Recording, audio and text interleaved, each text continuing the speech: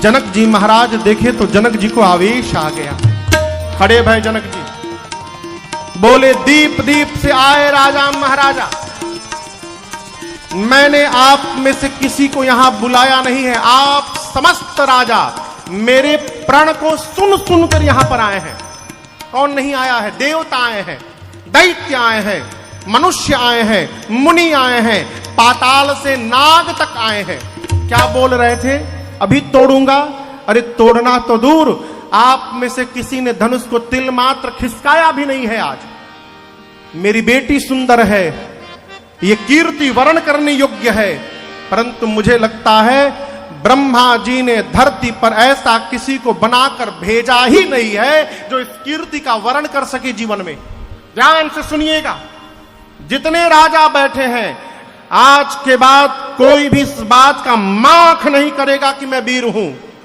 कोई राजा अपने आप को वीर नहीं बोलेगा। मैं जान गया धरती वीरों से रिक्त हो चुकी है। क्या बैठे हो? क्यों बैठे हो?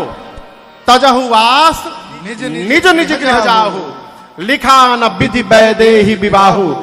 विधाता ने मेरे बिटिया के भाग्य में विवाह नहीं लिखा है।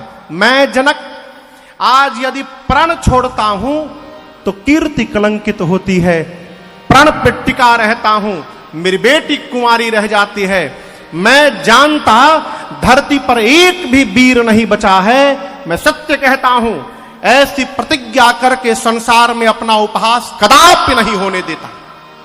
जनक जी ने जब वीरत्व को ललकारा पहली बार, आज के बाद अपने आप को कोई वीर नहीं बोलेगा।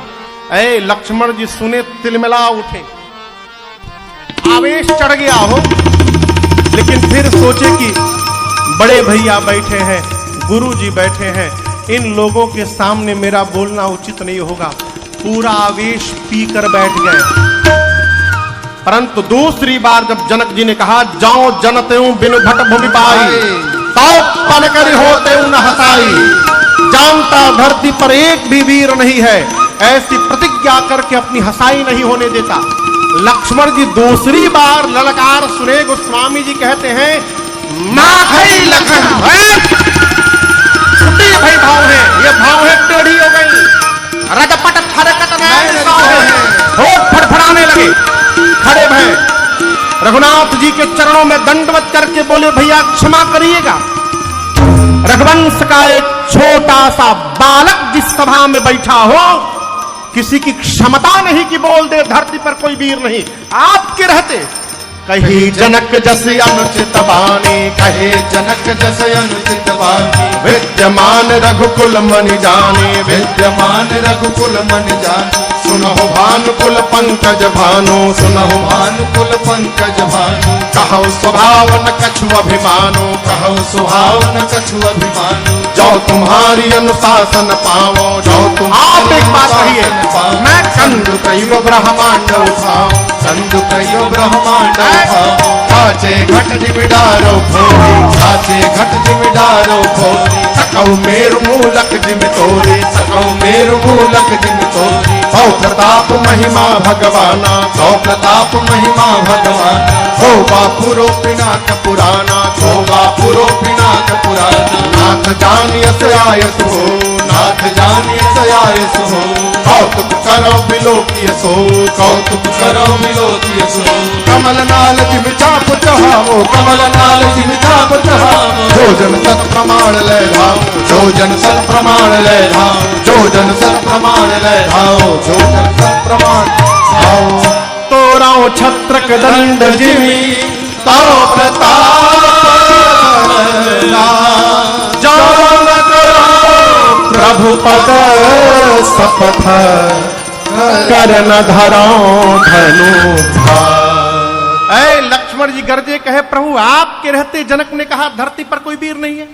आप बैठे, आज्ञा करिए। बच्चे जिस प्रकार गेंद उठाते हैं, मैं हाथों में पूरा का पूरा ब्रह्मांड उठा लूंगा। बच्चे जिस प्रकार कच्चे घड़े को हाथों से फोड़कर चूर्ण चूर्ण करते हैं, मैं ब्रह्मांड को खंड खंड कर दूंगा। बच्चे जिस प्रकार खेत से मूली तोड़ते हैं, कहिए सुमेरु पर्वत को तोड़ दूंगा। जनक ने कहा, कोई उठाया नहीं, उठाऊंगा। 100 जोजन तक दौड़ कर दिखाऊंगा। और यदि नहीं कर पाया प्रभु, आपके चरणों की सौगंध लेता हूं, आज के बाद जीवन में लक्ष्मण कभी दोबारा हाथ में धनुष बाण धारण नहीं करेगा। गर्जे लक्ष्मण जी मिथिला में दर्शन करिए। लखन सको वचन से बोले, जगमगानी मही देख डोले, जगमगानी मही देख डोले, जगमगानी मही देख डोले। लक्ष्मण जी बोले, गुरुदेव बरसात में उगे छत्र को बच्चे जैसे रौंद देते हैं, रौंद दूंगा। कमल की नाल को, कमल के डंठल को बच्चे जैसे खंड खंड करते हैं, धनुष को खंड खंड कर दूंगा। लक्ष्मण जी ऐसे गरजे, पूरी धरती कांपने लगी, राजाओं के आसन डोलने लगे। राम जी सीता जी तो प्रसन्न हो गए। जनक जी महाराज डर गए, अरे राम अभी छोटका खड़ा भया है, सब कांपने लगा, बड़का बैठा हुआ है। जनक जी सकुचा गए। गुरुदेव भगवान विश्वामित्र जी लक्ष्मण जी की दहाड़ सुने, मन ही मन बोले, बाह चेला का ललकार ले वाए बेरा। विश्वामित्र जी गदगद। लेकिन यहां आपसे निवेदन करूं, लक्ष्मण भैया आवेश में भी सावधान है। कहते तोड़ दूंगा, खंड खंड कर दूंगा, दौड़ जाऊंगा लेकर, सब करूंगा प्रभु, लेकिन हे रघुनाथ जी अपने बल के भरोसे नहीं करूंगा, आपके बल के भरोसे करूंगा ये सब कार्य। ये विवेक है। अब लक्ष्मण जी हाथ बढ़ा दिए धनुष की ओर, देख रहे हैं राम जी की ओर, भैया कहिए तो तोड़ूं। राम जी सोचे तोड़ना हमको है, ये छुटके तैयार बतूड़े खाते। विश्वामित्र जी लक्ष्मण जी की ललकार सुने, उनकी भाव भंगिमा देखें, राम जी से बोले, जल्दी बुलाओ, कहीं तोड़ी मत दे, बुलाओ तुरंत। लक्ष्मण जी भगवान को ही देख रहे थे। राम जी ने लक्ष्मण जी को देखा, मुंह से नहीं बोला, आंख से। कम हियर भाई साहब, हो गया। शयन ही रघुपति लखन निवारे, शयन ही रघुपति लखन निवारे, प्रेम समेत निकट बैठारे, प्रेम समेत निकट बैठारे, विश्वामित्र समय शुभ जाने, विश्वामित्र समय शुभ जाने। राम जी ने लक्ष्मण जी को बुलाया, बुलाकर अपने पास में बिठाया, पीठ थपथपाया, बोले भैया आप तो कितना बढ़िया बोले आज है? मैं तो सुनता रह गया आपकी बात। लक्ष्मण जी बोले अभी केवल बोला था भैया, आप इशारा कर देते ना तो मैं तोड़ के भी दिखा देता। राम जी बोले हम लोग तोड़ने नहीं आए हैं, हम लोग धनुष यज्ञ देखने आए हैं। हाँ आप विद्यमान हैं और आपके रहते जनक ने कह दिया कि धरती पर कोई वीर नहीं है, उचित उत्तर दिया है जनक जी को आपने। एक महात्मा कह रहे थे कि राम जी ने लक्ष्मण जी से धीरे से कहा, भाई साहब आप जिनको ललकार रहे थे वो जनक जी थोड़ी देर बाद हमारे ससुर होने वाले हैं, तो थोड़ा नाम के आगे पीछे श्री जी लगा लिए होते, जनक जी बोल दिए होते, श्री जनक जी। आप तो ऐसे टूट पड़े जैसे छोट लड़के पर टूटा था, कहीं जनक जैसा अनुचित बात। राम जी समझाएं, विवेकी पुरुष की भाषा में क्रोध में भी रुग्णता नहीं आनी चाहिए, ये ज्ञान है। भाषा में कभी रुग्णता ना आवे, संबोधन में रुग्णता ना आवे। इधर विश्वामित्र जी ने समय का विचार किया, बोले अति स्नेहमय बानी, बोले अति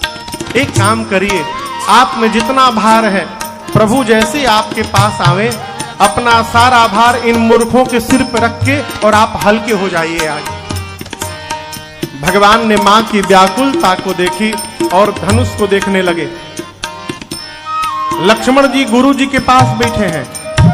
लखन लखेऊ रघुवंश मणि ताकेऊ हर को दंड। लक्ष्मण जी देखे कि भैया धनुष को देख रहे हैं, यानी उठाने वाले हैं। लक्ष्मण जी जहां थे वहीं खड़े भय, दाहिने पांव से धरती दबाने लगे। लोग समझने लगे कि लक्ष्मण जी धरती क्यों दबा रहे हैं। लक्ष्मण जी पांव से धरती दबाकर कहने लगे, हे शेष नारायण, हे दिग्पाल वराह, सावधान होइए, भैया धनुष उठाने वाले हैं, धरती को पकड़ लीजिए। कहीं ऐसा ना हो कि धनुष के साथ साथ धरती ही ऊपर उठ के चली आए, आप लोग धरती को पकड़ लीजिए। सबको सावधान किया। सारे लोग अब तक राम जी को देख रहे थे, सब लक्ष्मण जी को देखने लगे, आपस में वार्ता करने लगे, चल क्या रहा है, धनुष बड़का तोड़ेगा, छोटका क्यों पांव से धरती दबाने लगा। लक्ष्मण जी धनुष के पास गए, धनुष की परिक्रमा लगाएं, धनुष के मध्य भाग पर जाकर भगवान ने हाथ रखा। उसके पहले धनुष को प्रणाम किया, धनुष के इष्ट भगवान शिव को प्रणाम किया। गुरहि प्रणाम मनहि मन कीन्हा, विश्वामित्र जी को प्रणाम करके आए थे। धनुष के पास जाकर गुरु जी को प्रणाम किया, विश्वामित्र जी को नहीं।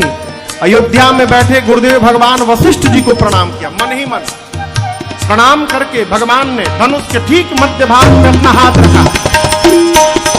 जैसे भगवान ने धनुष लिया है, उसी समय बिजली की चकाचौंध चमकी, और जितनी देर के लिए बिजली चमकती है उतनी देर में